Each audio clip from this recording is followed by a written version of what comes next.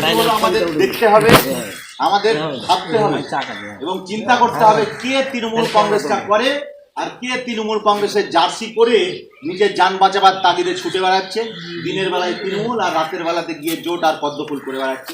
সেই দিকে আমাদের নজর দিতে হবে। আমরা চাঁদমণি টু তৃণমূল যুব কংগ্রেসের প্রচেষ্টায় ঐক্যবদ্ধভাবে আগামী 4 তারিখে আমাদের যে তৃণমূল কংগ্রেসের মনোনীত প্রার্থী সমর মুখার্জির হয়ে আমরা একটা বিশাল জনসমাবেশ করতে চলেছি চাঁদমণি টু গ্রাম পঞ্চায়েত অফিসের সামনে। মোটামুটি সবাই এই বিষয়টা নিয়ে জানে। সেই সবাই আমরা প্রথমে ভেবেছিলাম 5000 লোকের আমরা জমায়েত করব, কিন্তু আমাদের যা অর্গানাইজ যা কাজ আমরা করছি তাতে আমরা আশাবাদী প্রায় 8000-এর উপর আমাদের কিন্তু লোক সেদিন জমায়েত হবে। যেভাবে মানুষের ছাড়া আমরা পেয়েছি, মানুষ যেভাবে পাশে থাকছেন তাতে আমরা কিন্তু এবার নিশ্চিত। আমাদের সভা সরকারি যেভাবে ইলেকশন কমিশনের কাছ থেকে পারমিশন নিতে হয় সে পারমিশনও হয়ে গেছে।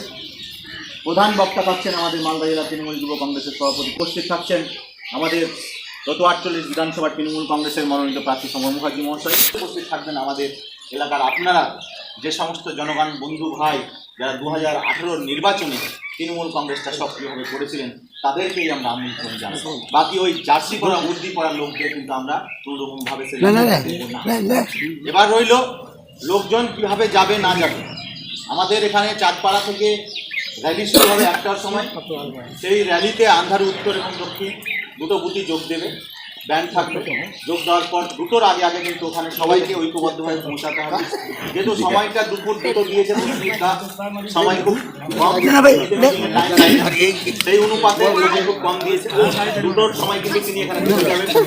2টোর আগে মানে বাড়িতে 12টা যাতে রান্না হয়ে যায় এরকম ব্যবস্থা সবাইকে করতে হবে। খাওয়া দাওয়া করে 1টা নাগাদ বেরিয়ে থাকতে হবে রাস্তায়।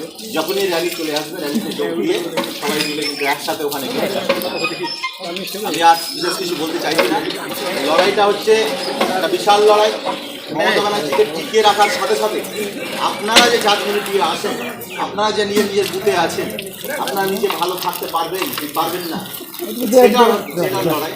আপনাদেরকে সকলকে ঐক্যবদ্ধভাবে কাটিয়ে করতে হবে এবং মমতা ব্যানার্জির উন্নয়ন অব্যাহত রাখতে জোড়াফুল চিহ্নে ভোটটা আপনাদের সকলকে দিতে হবে। এই আশা রেখে সকলে ভালো থাকবেন, সুস্থ থাকবেন, নিজের খেয়াল রাখবেন।